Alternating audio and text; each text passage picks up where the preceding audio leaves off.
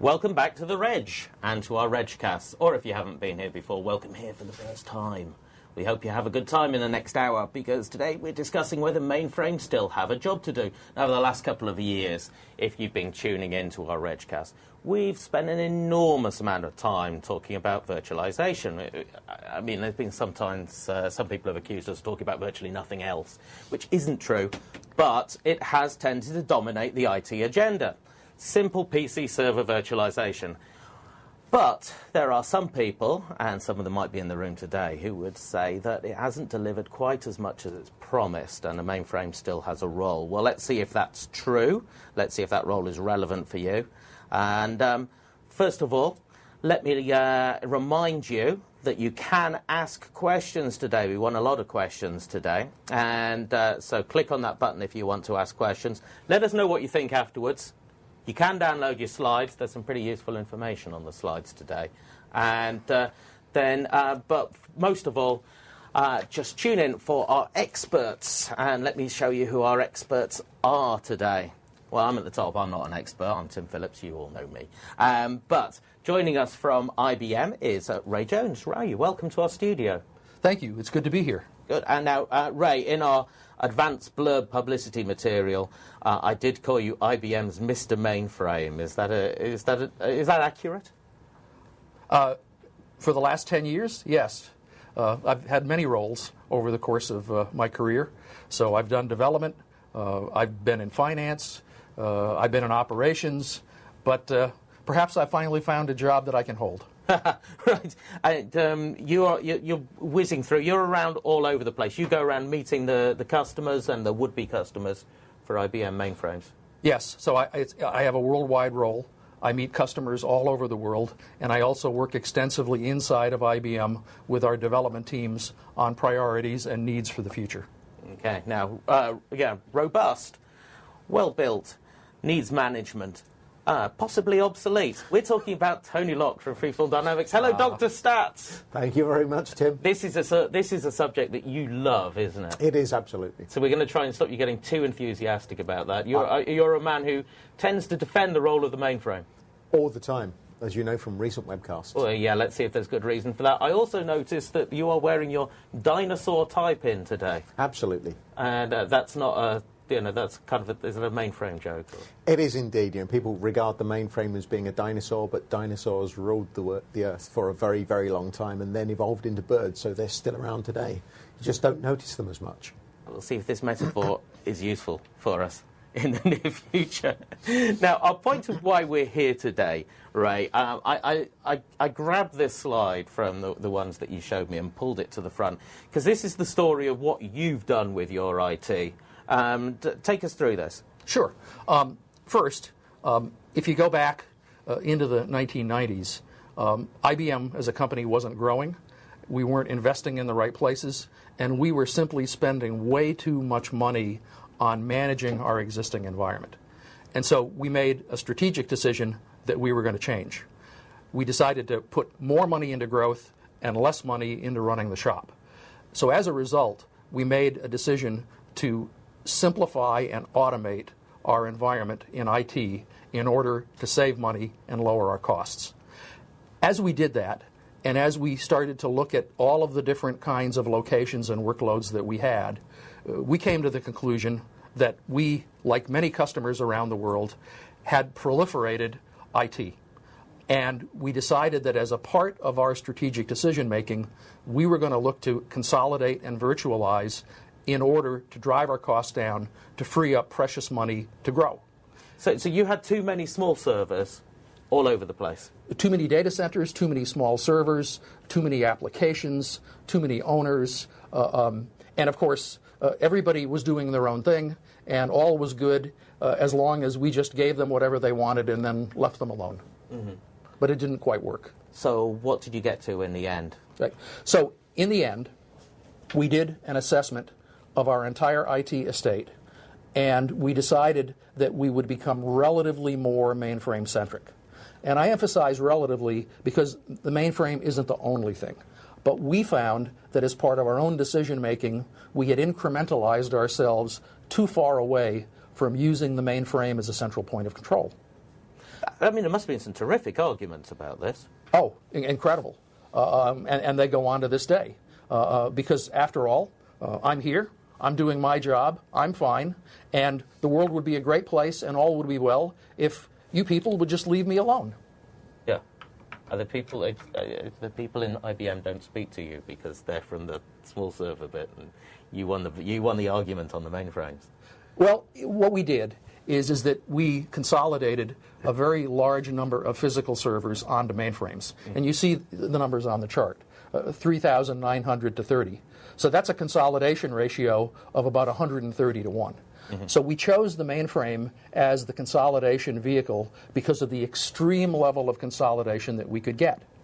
And in doing so, we were able to shrink the number of physical sites, we were able to shrink the amount of energy that we were using, the number of servers, and we accompanied that with a critical view of our application portfolio to also shrink that down to focus more on core business processes. So the net of it is that over the last 5 years, on a cumulative basis, we've saved approximately $4.1 billion through our efforts. And as I say, the mainframe in and of itself didn't do that. It started with a strategic decision to simplify and automate, but by using the technology for the things that it does best. And I think we're going to talk about that in this discussion. We found that at the end of the day, we were able to do a lot more with a lot less. So, but are you saying that there are a higher proportion of IBM's workloads are now mainframe workloads? Yes. Do we have a figure for that, or is that impossible to work out? Well, actually, I would say that when we started this particular effort, we had close to 20,000 servers, and we've probably reduced that number by more than half. So I'm going to guess that at the time we started this, maybe we were down to about a third of our workload on the mainframe, and we're up to, I would say, close to 80%. I'm guessing, but those are pretty good numbers. So that's a big change. It's a big change. Yeah. The interesting point there, though, is that actual application consolidation. That's much more difficult to do than the physical server consolidation because it involves a lot of internal politics. Yeah. Getting people to give up their applications is hard, much harder than give up a server. The server, who cares really? As long as it's running and I've got it. But getting people to give up their applications is difficult. That's politics. Yeah. We've got a little bit about politics in some of your slides coming up, haven't we, Tony? Actually, yeah. And actually, let's have a look at that. So, that's a successful mainframe story, Tony. But we've had a lot of promises from the server virtualization camp that you can achieve these sort of projects. But I'm seeing from this consolidation ratio, this is an ordinary small server consolidation ratio. The reg readers aren't getting what they're promised. Reg readers have told us in the surveys that we've carried out over the last 2-3 years that the ratios that they've managed to achieve have not quite matched up to the promises that have been made by the folks that have been selling it to them in the first place, for a variety of reasons. But in essence, it comes down to not having the right processes in place, the right management tools in place, and essentially not having the right kit in place to do bigger server consolidation. One of the things people must be thinking about now is we're saying, well, we're recommending mainframes, but they're already pretty well invested in a lot of hardware. And the great promise of virtualization is you don't have to buy anything new. You can just make that stuff work harder. Yeah, except that most of the projects that people have undertaken on the x86 side so far, they have invested in new hardware. So they put in new hardware. It's been a relatively easy business case to make. But people are still not quite happy that they've got quite as much as they were promised in terms of consolidating more onto less. They have consolidated more onto less, but not quite on the scale that they were hoping to achieve in the first place. Just a brief question on this one, Ray. A lot of the conversation in the last 3 years has been around sweating the assets. If you're talking about people going and buying a mainframe, that's a pretty big upfront investment. Yes. Yeah. And in fact, that is one of the classic objections that we see both inside of IBM and with our customers. On a unit of one measure, it is a relatively large investment. What's interesting, though, is that as part of the work that we did in our consolidation effort, we went back and looked at what was the cost of a server, a small blade server as an example, upfront, the sticker price, as we say, and on average around the world, $3,000 US. What was the cost to care and feed for it? So to buy it, to provision it, to run software on it, to maintain it, to upgrade it, and manage it. And interestingly enough, that 3,000 number becomes a factor of 11 to 12 times higher. So there is this dichotomy of the upfront sticker versus the ongoing care, feeding, and management. And that's where the mainframe economics are completely different from the economics that we see on other systems. A little more expensive upfront, much less expensive to run. Okay, I get it now. Tony, what about this? These we still have the same old problems, don't we? We do, and a lot of them are tied into the fact that it costs money to run stuff. Staff are being overstretched, and it's the staff that are really picking up the brunt of the workload management at the moment. There's not been a lot of automation. People are stretched trying to keep these new servers running, trying to keep the old servers running. They're being stressed trying to just keep things patched and up to date, looking after the operational efficiency. Can we get things to be better? How do we actually keep everything running? These are all major pressures, and lower down we see some of the other things coming in that particularly apply to some of the larger companies. We can't get enough physical power. That's certainly a challenge for some people in some locations, not everywhere, not across the board. And then how can we actually make sure that what we've got here is being better utilised, that we're making the most of what we have? The big things are all wrapped around management and keeping stuff going. It's people that are bearing the brunt of doing this work. For a couple of years, everyone was talking about that horrible phrase, do more with less. And what we've got now is the result of the success of the doing more with less, is it means people are working longer, they're thinly stretched, and that we're kind of holding things together, but not optimally. Exactly, and IT guys have always been, working longer than they've been paid for, and working strange hours. But that pressure to actually keep service going 24/7, even if we haven't invested really to make that plausible, means that the IT guys are really under pressure. So we're looking at the next one, consolidation, straightforward server consolidation solves some problems, but not all the problems, has it? There's still some significant problems kicking around here. There are significant problems, and most of the problems haven't changed over the 2 or 3 years when server consolidation has really been driven in the business. The interesting thing here is that we've written license costs as being an inhibitor to greater virtualization. What we're really seeing there in the last 6 months is that it's the cost of the virtualization software itself that has become something of an inhibitor. In the past, it's been the willingness of the application ISVs to support and license their software effectively in virtualized systems has been a big problem, but now that's flipped over to be, as you can see, for the first time ever, the actual cost of getting the server virtualization software itself as we try and scale up. Some of the suppliers of server virtualization software have changed their licensing models in the last 6-8 months. That's had a very negative impact on the surveys that we're seeing here. So, Ray, on some of this, it's this 11 times multiple you've been talking about. Sometimes IT is a disappointing business, isn't it? Just when you're getting traction somewhere, then you end up with a problem somewhere else. Well, and it's caused a fundamental inflection point in the industry. Most IT budgets around the world are flat. And if they're growing, they're only growing 1%. And in many cases, they're down. And so the question becomes, how do we deliver more competitive capability with flat to declining budgets? And that's the reality that we all face. Now we've got someone's just asked, and we've been throwing casually around a couple of terms, but someone's asked us to quickly how do you define your workload? First of all, how do they define their workloads, and how do we define a workload when we're using it in this mainframe sense? Right.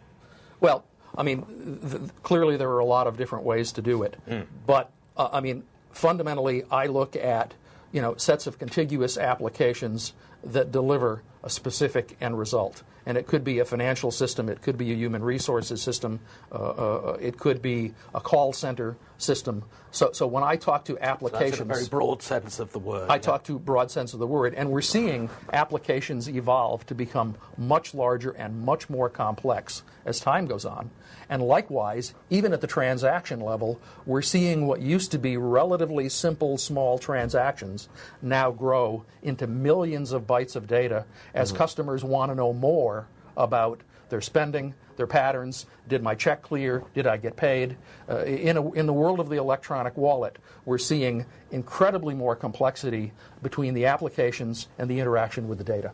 And it's not just on those financial transactions either. It's also on a lot of the web shopping. It's no longer a case of going along, looking at a book cover and a slight review. It's maybe look at a video of showing you something that you're looking at buying. So the whole demand there is getting much more complex and linking in disparate systems that haven't previously been closely coupled. Yes. Now, looking at this as well, when you go beyond the basic consolidation, again, there's problems with what that produces for you. Yeah, there's been a lot of hype about internal clouds or external clouds and making things very virtualized pools of resources. We're frankly not seeing that yet in most companies. They've done very much like-for-like consolidation. So we've taken a bunch of physical servers and turned them into a smaller number of physical servers running virtual instances. But that throws up the whole question of how do we manage this? And we can see from the chart currently on the screen that organizations are not very happy with the tools that they have in place and the processes they have in place to actually help them monitor and manage anything very proactively. It's still very much reactive management. The management tools are not good. Virtual management in particular is raising in profile as being a challenge. And beyond that, it's the whole provisioning side. How do we measure performance if we've got lots of applications potentially running on a single machine?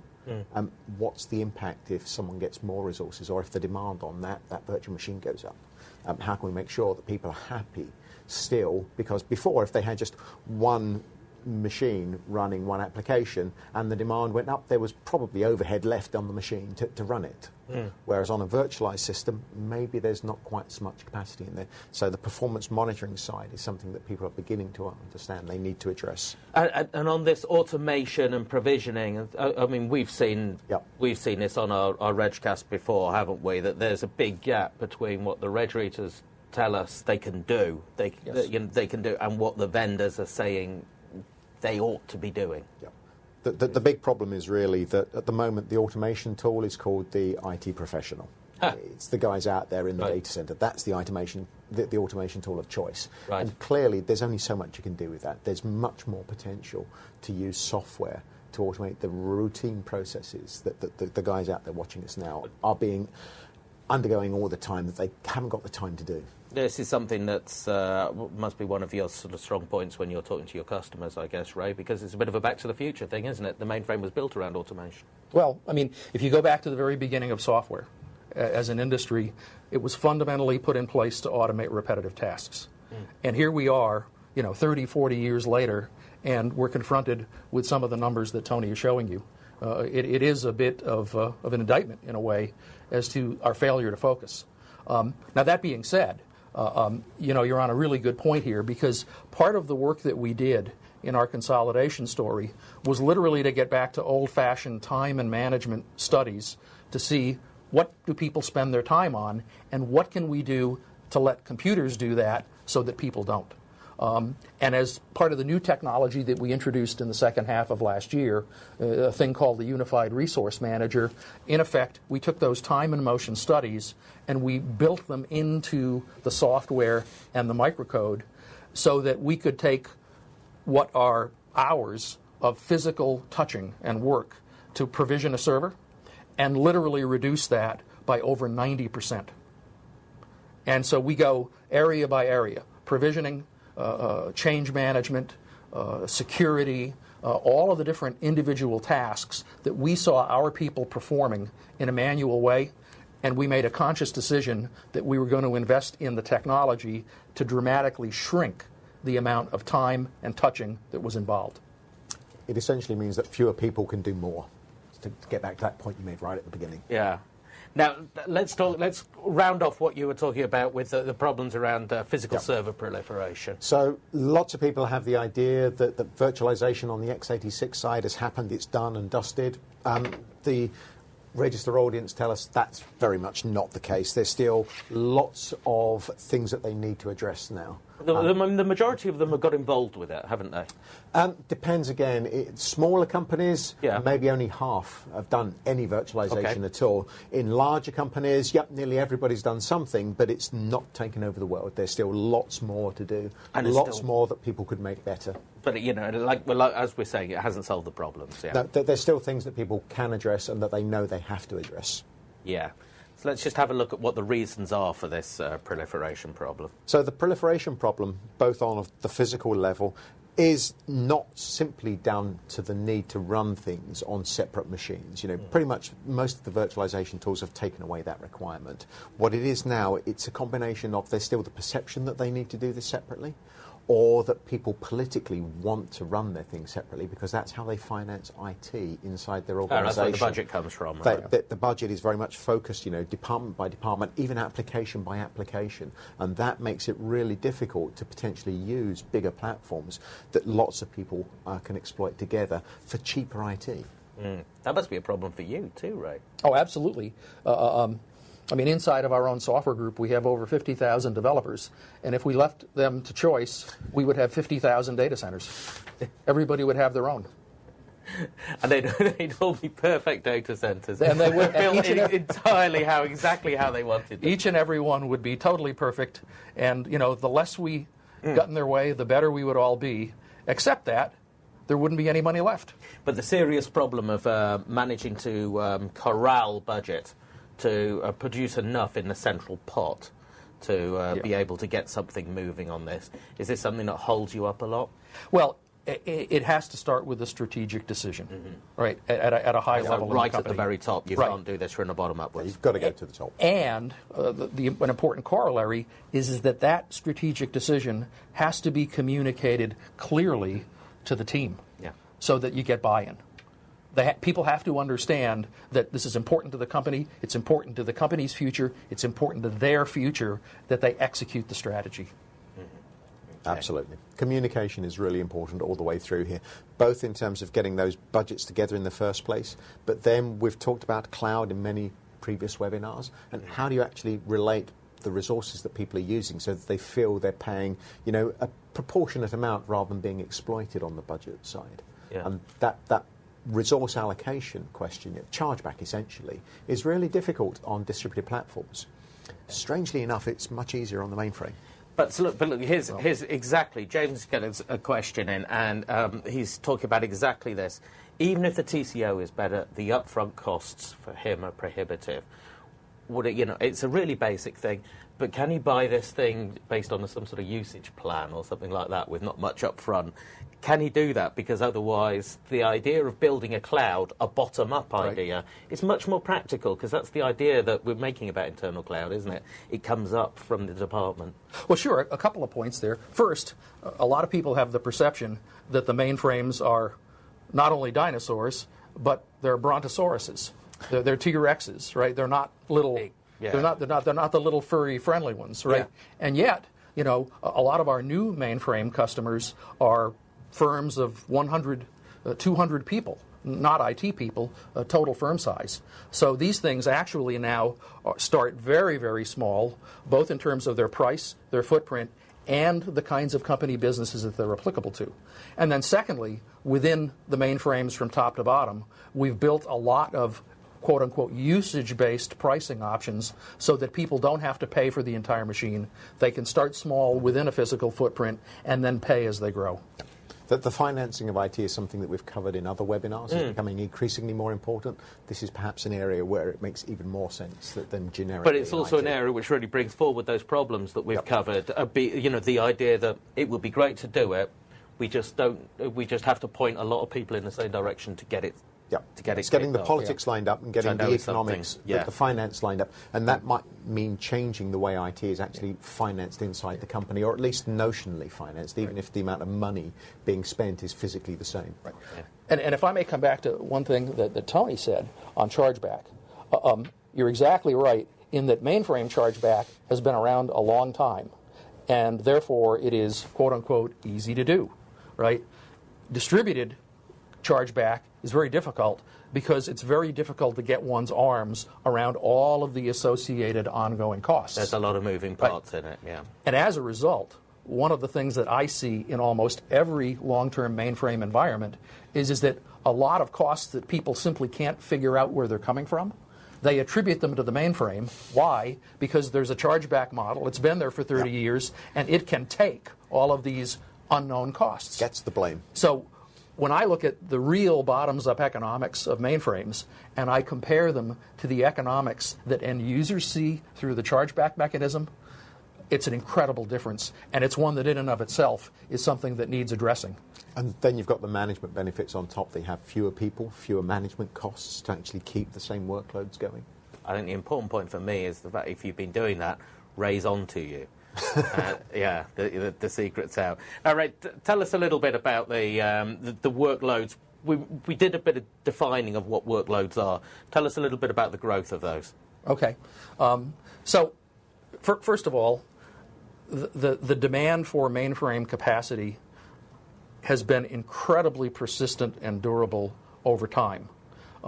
So going back into the 1990s, we've seen regular growth year by year in the 19 to 20% range. And even in the dark times, 2008, 2009, mainframes were growing double-digit in terms of their capacity. So that's the first point. These things have been around for a long time, and we're talking about double-digit growth off of a very large base. That's the first point. The second is that with the introduction of the new mainframes about 9 months ago, we've seen that growth accelerate. And even into 2011, as we look at the demand, it's going up. So my view is that we're in a period where the mainframe is actually growing faster than what is already a very high historical growth rate. So this is your system Z? This is the Z. Would you call it a Z normally? Not when I'm here.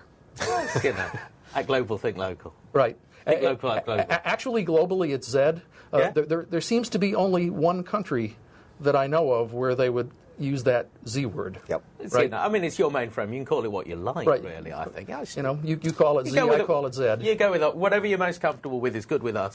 Right. But so we're looking at that, and you're saying that you're managing to get new customers, not just people scrapping their old ones and buying a new one. Well, we are getting new customers, and we're getting a lot of new workloads. I'll talk to new customers in just a minute. Yeah. Because we've got a couple of charts coming up on that. But relative to new workloads and new customers, what's surprising to many people is that if you look at this massive growth in capacity that we show on the chart, 80% of that comes from new workloads and new customers.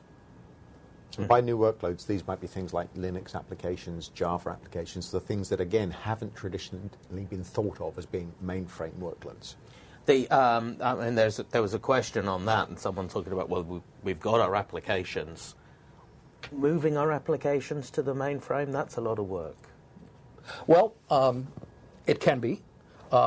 Here again, too, with the new mainframes that we introduced last summer, we've actually made that a lot easier to do.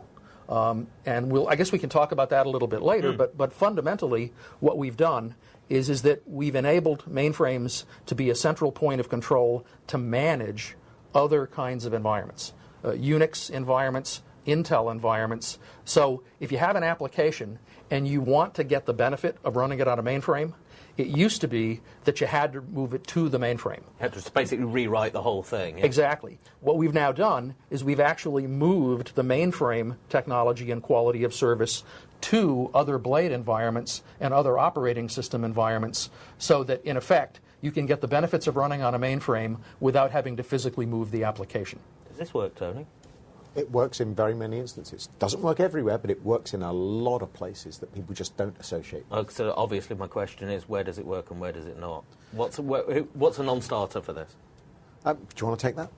Well, I mean, it really comes back to, what do the mainframes do well, right? And so if you look over time, they've come a long way since the 1960s, right? So, it started with, basic batch and online transaction processing. And over the course of the decades, we've added a great variety of new kinds of workloads that the system is tuned to optimize to. So we're talking about batch, transaction processing, data serving. More recently, we've seen customers do business process management, enterprise service bus, and we're now beginning to see customers begin to pick up on things like cloud computing. So the breadth of the kinds of workloads that the mainframe performs well at is growing, but at its heart, I think of it as an excellent transaction server and as an excellent data server. It's designed to maximize throughput through wide fluctuations in load over a full 24-hour period over time. So that's a good way to think of it. So A, there are things that it does very well, but B, we've also built it so that it does multiple things very well, and it can balance those things in a way that you can drive very high utilization over the course of years. It's not atypical to see users load their mainframes up to get near 100% utilization 24/7, 365 over the course of multiple years. So it's certain workloads that it does well, but the fact that it can juggle these workloads very adeptly at extreme levels of throughput over time. Without manual intervention. Without manual intervention. And to get it straight, I'm no expert on this. I think I'm probably about to make clear. But when you're looking at sort of traditional, say, x86 application workloads or something like that, it does that in a sort of an emulation way?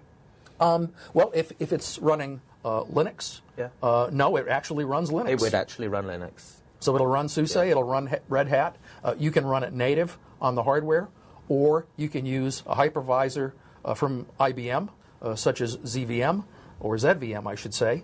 And with the new ones, you can use KVM, which is an industry standard hypervisor to run workloads on blades managed by the mainframe itself. Okay, I think that's becoming clearer to me. But Tony, does this mean that the process of moving from one environment to the other, are we talking months here? We must be. Again, it depends entirely on the application. If it's a straightforward Linux workload, then no, you can almost move it over straight. You've obviously got to do your testing, but then again, you always need to do testing when you change anything. Yes. But in essence, for many workloads, it should just port straight over. There are some things, you might have to change things, but some workloads, again, workloads that people haven't thought about in the past as being mainframe candidates at all, can run quite easily.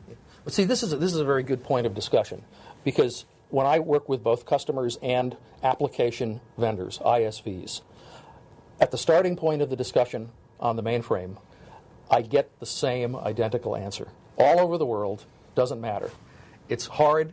It's going to take me 2 years and 2 million US. And those two numbers come out in almost every conversation. 2 years, 2 million. Yeah. Right. And depending upon the currency, I can back into the 2 million. Right. So but on day one, discussion one, it's just too hard. I can't do it. It's going to take me years and millions to make this thing happen. And what's your answer? My answer is that we have thousands of people that have done this, not hundreds, but thousands, both customers, IBM, and ISVs. And in reality, it takes them 4 to 6 weeks and in the vicinity of 200K US. And interestingly enough, as IBM has acquired other companies, I have been in both the before and the after. When they were running on their own, I was discussing with them the opportunity to consolidate to the mainframe, and it would be 2 and 2, as we say.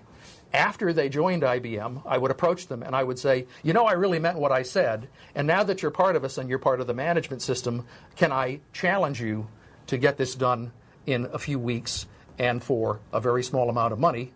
And they look at me and they think about it, and then they say, well, okay, since we're part of IBM now, it's okay, and we do it. And they are stunned. I imagine you're probably a little bit more directive with them than that. You don't. It's your business. It's not what we're in. One question from Andre, which we don't have actually listed here. Data warehousing. Still a lot of data warehousing goes on? That was all the rage for a while, and then it got a bit of a bad name, didn't it? Well, we do a lot of data warehousing on the mainframe. I was going to talk about it a little later, but given the question, I'll just talk about it right now. Yeah. 20 years ago, 25 years ago, it used to be that 80% of all the world's production data ran on mainframes. It still does, by the way. The difference is that today it runs everywhere. We've seen an explosion of data proliferation, right? And so the challenge that we find is that when people take that data and they move it all over the enterprise, first, they drive a lot of connections, they drive a lot of servers, they drive a lot of costs. It's part of the issues behind server sprawl and the associated economics that Tony highlighted, right? Second, they lose the data. Most of the security breaches in the world come from people tapping into data as it's moving from one server to the other. And this is a big problem, and it's one of the things that we've done a lot to work on in mainframes, and I know that we're going to get to that. And then the third one is, if I ask the same question twice, why is it that I get different answers?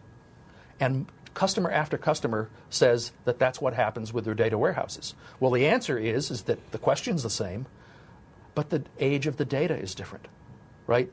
And we see customers throwing massive numbers of hours of people's time into resolving this fundamental issue. Why did I ask the same question twice and get a different answer? And it's the explosion of data around the enterprise and the inability to manage and control it that leads us to get wildly different answers, and it hurts productivity rather than helps it. It's part of that problem of the concept of a data warehouse is you move the data into something fixed and keep it there and then analyze it and then you change it again. But that's a very long, laborious process that rarely gets updated, hence the conflict of different answers. So trying to keep the analysis closer to the core data is certainly something that lots of people are trying to do now. And in the past, when they thought that running that analysis power on the mainframe was too expensive, the addition of the Linux capabilities in the mainframe now means you can run exactly the same analysis programs inside the mainframe without the perception of the costs before. So maybe in some areas the needs to replicate data so much purely for analytical purposes might be changing, and I know there are movements in that space. It's not something I'm an expert on by any means.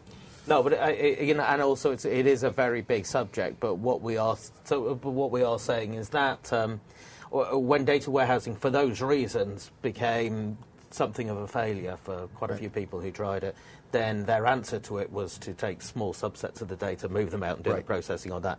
You're saying, actually, no, what we should be, move the data back, centralize it, but you can not move it out in the first place. Not move it out in the first place. And therefore, what we've done to address this is we've ported a significant number of those application ISVs that I was talking about in the last few minutes back to the mainframe.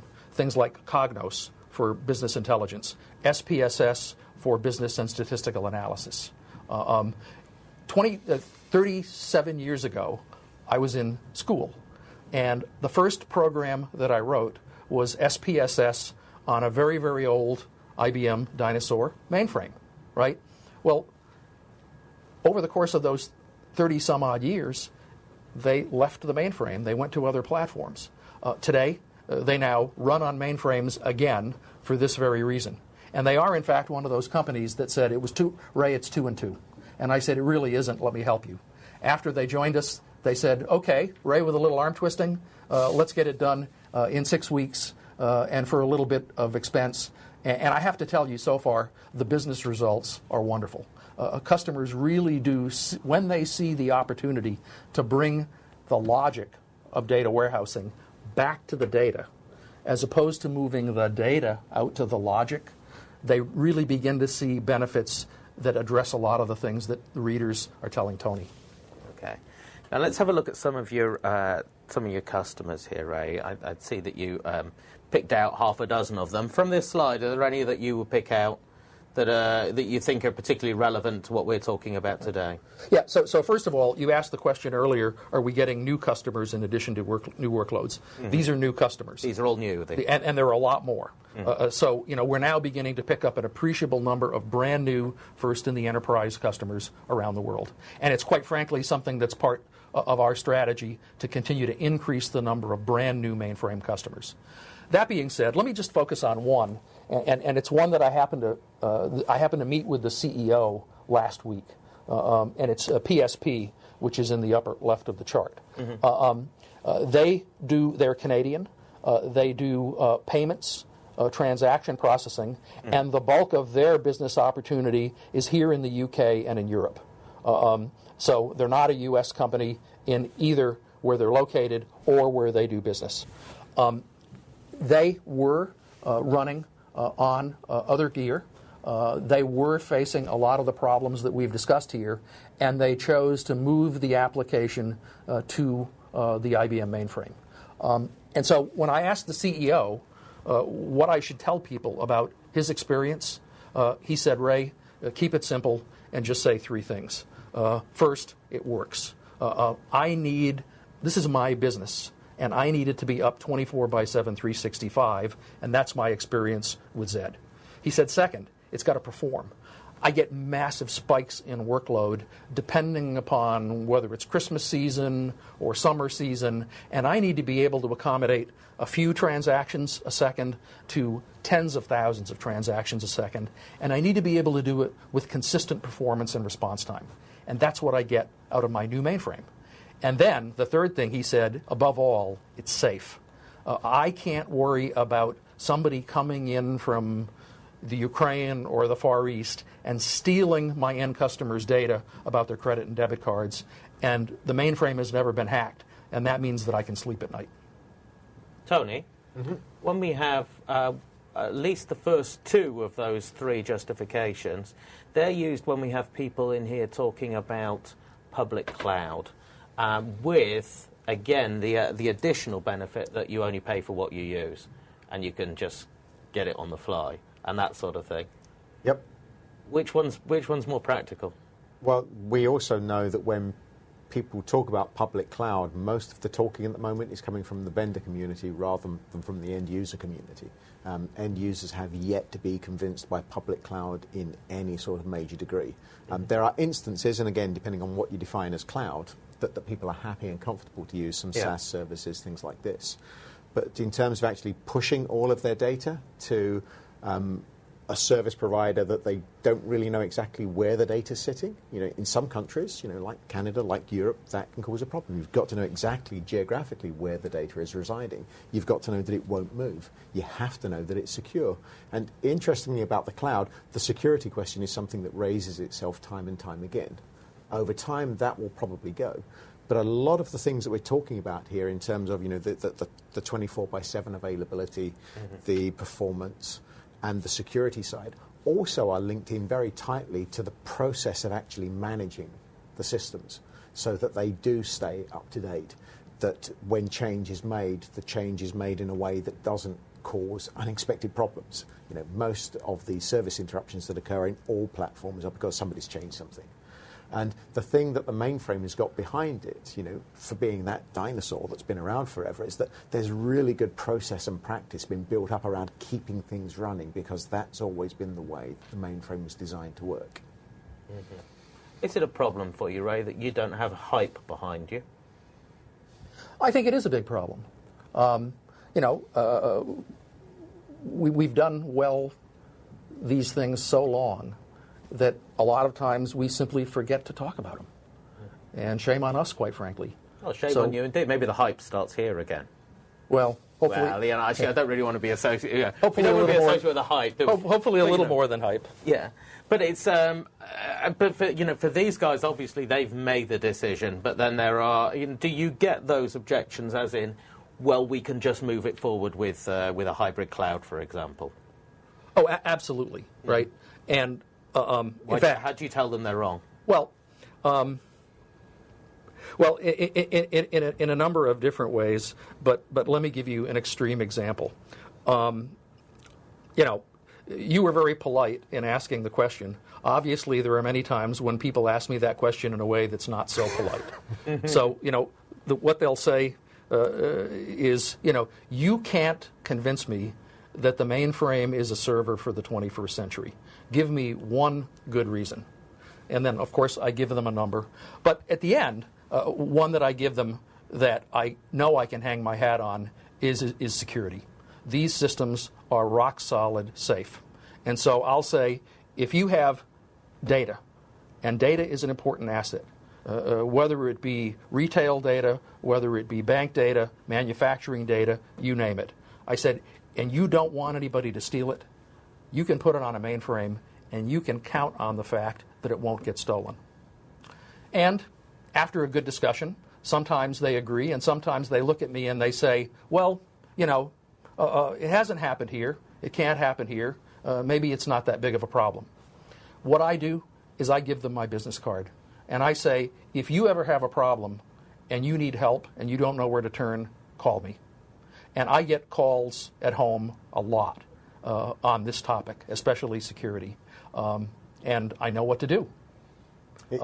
It's kind of interesting that even people who have never managed a mainframe, it's still essentially the gold standard against which you measure security and availability and reliability.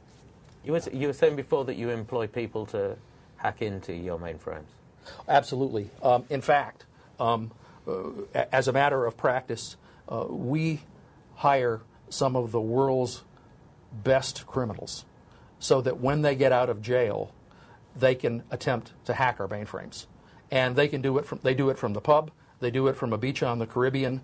They have a lifestyle that is consistent with the things that earn them jail time. And that doesn't trouble us in the slightest because that's how the real world works.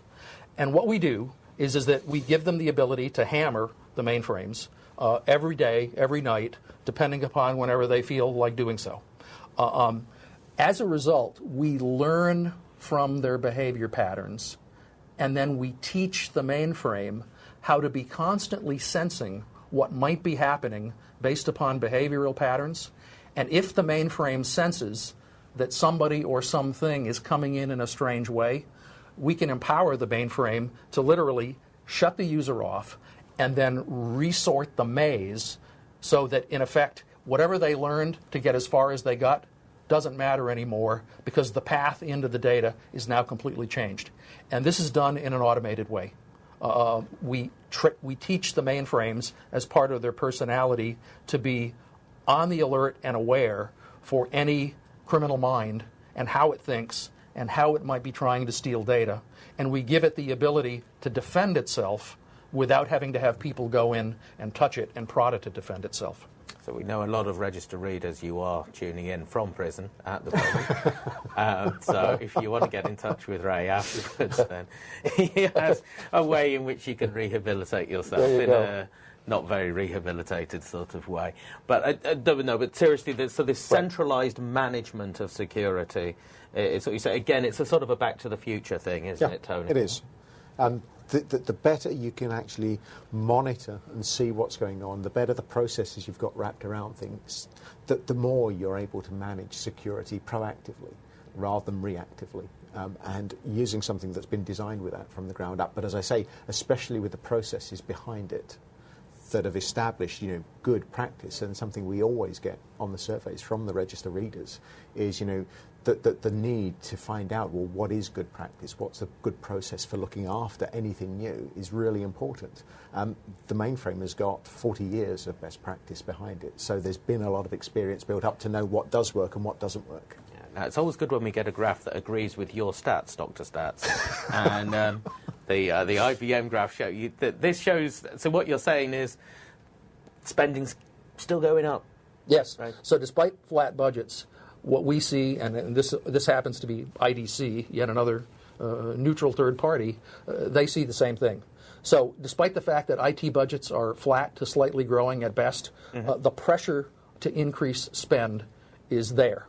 What's interesting is that if you look at the bottom of the chart in blue, that's what we call total cost of acquisition, hardware, software maintenance.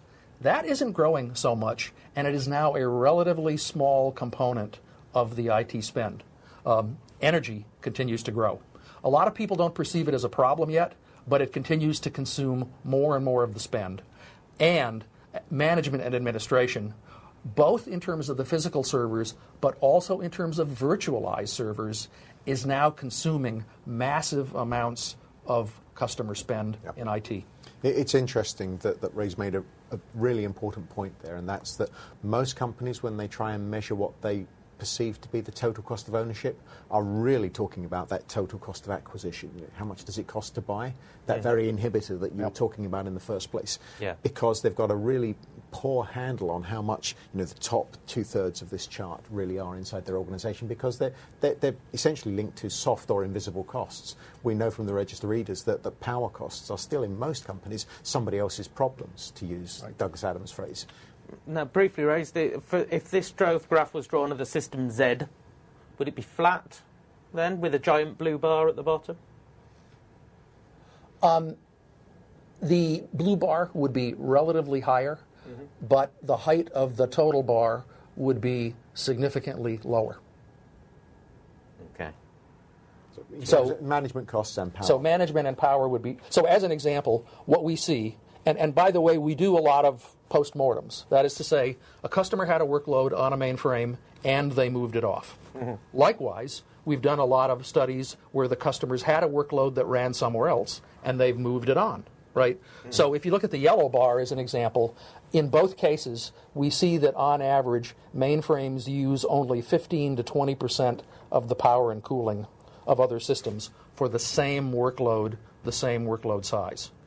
And we'll talk a little bit about labor here in just a minute. Well, that's it, but we've got some sort of emerging problems that are coming up here. And like you say, energy consumption is something that we've heard a lot about, and there are obviously some, especially larger organizations, worried about that. Yes. And as I say, the great majority of our customers still don't see this as a big problem, and yet more and more are hitting it in different ways. Recently, I met with a customer in Australia, and their problem is that they couldn't get enough power out of their local substation, the power company, in order to drive their estate, the buildings, the electricity for the people at the desks, let alone the IT. And they had to physically build a second center in 200 kilometers away to tap into a different power company, and then they had to truck machines, servers, back and forth to physically load balance to get their work done against their energy footprint. This is not an elegant solution, is it? It is Back to the Future. It is, yeah. This isn't what you got in the business for, to be solving problems like this, is it? Trucking hardware. No. The visibility of electricity costs is growing inside organisations. Yes. It's not yet a big driver for people, but its visibility is rising. So more and more people are becoming aware of it. Tony, someone said that they've solved their server sprawl problem because it stopped sprawling, because they just virtualize more and more of them. They said the management of that server sprawl is a problem. But is that something that's just going to sort itself out in the way that these, the way these PC things have sort of sorted themselves out in the last 10, 15 years?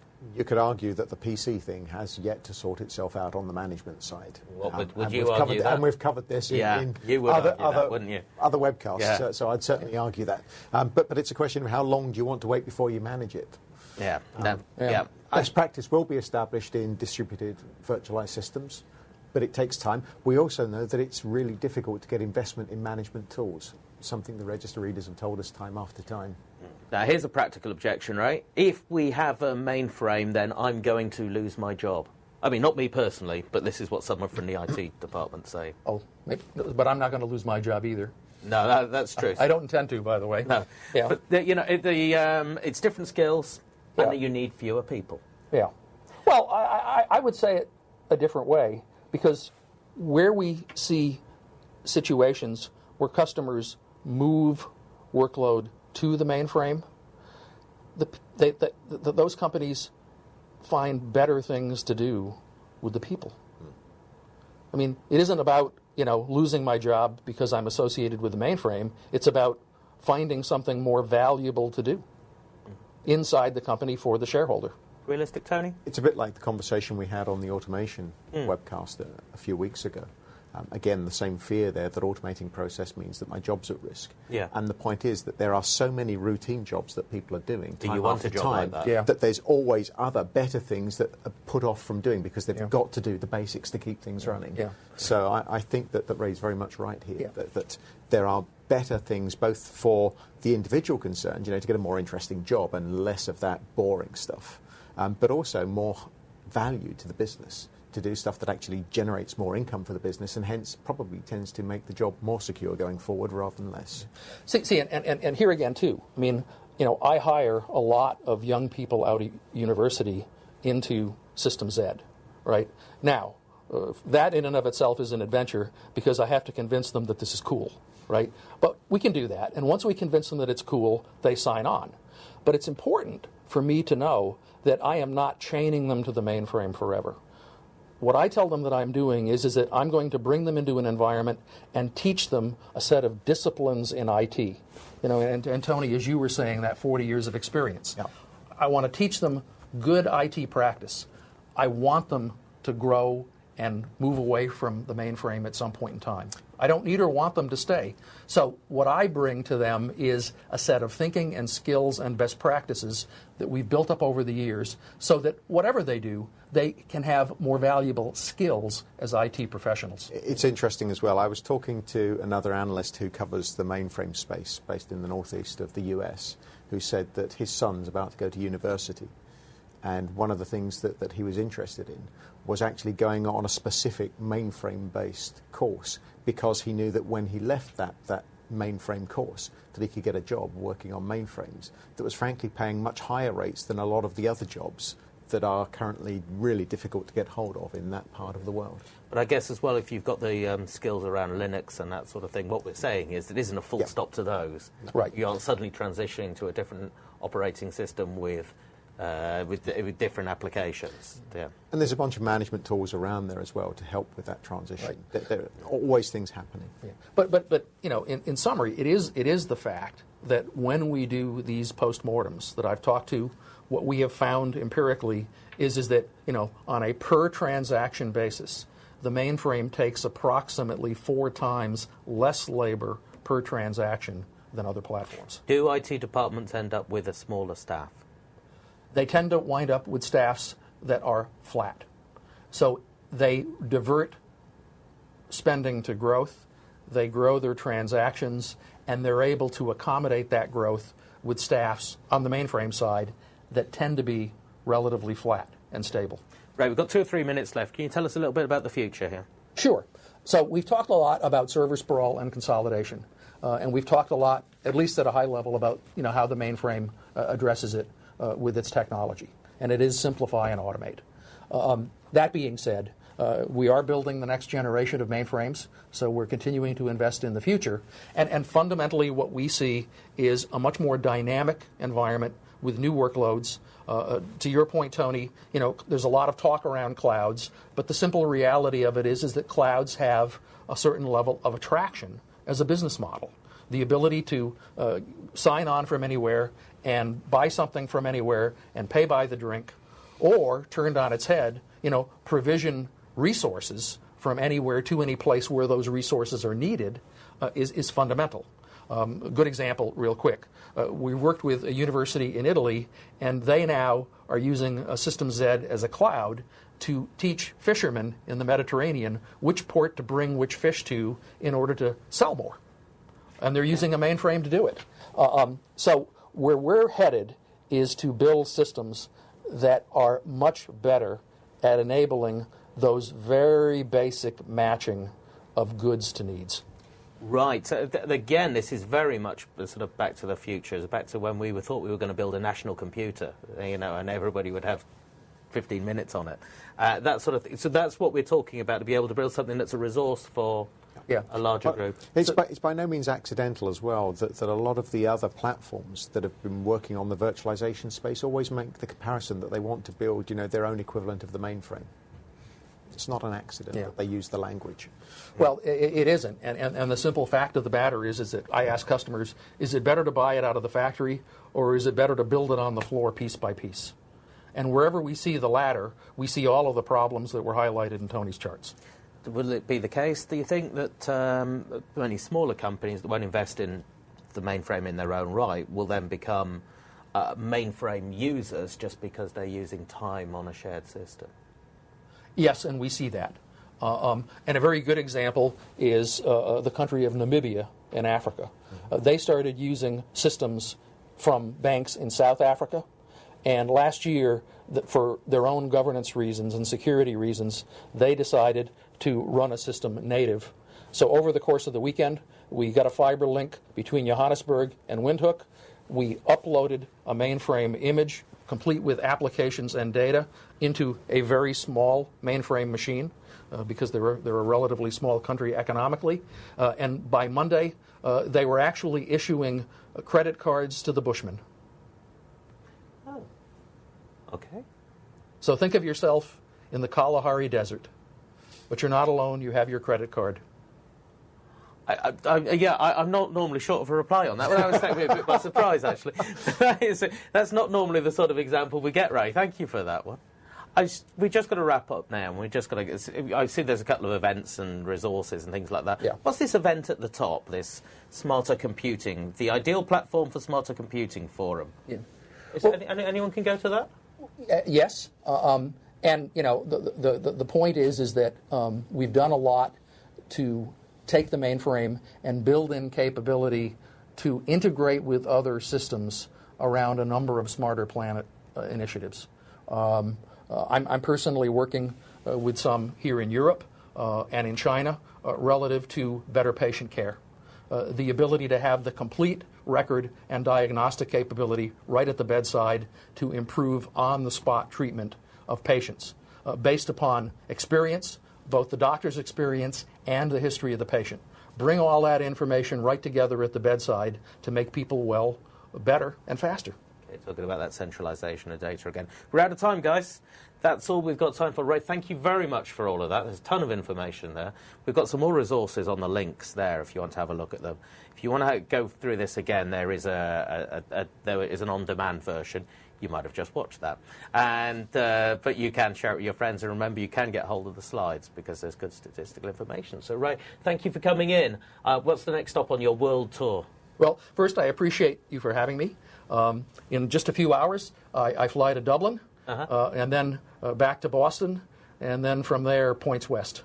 Excellent. Well, we'll see you again somewhere in the world. Dr. Stats will bump into you there because you're always off and around the place, aren't you? But, Tony, thank you very much for coming in today to do your ideal Regcast. I hope you enjoyed it. I hope it was everything you were hoping. It was indeed. That's good. Excellent. Thanks, guys, as well for watching us. Let us know what you think. If you would like to see some more of this kind of content, because this is not something that we normally do, so it's quite nice. It's like a bit of a holiday for me. Please join us again for our next Regcast. I've been Tim Phillips. Goodbye.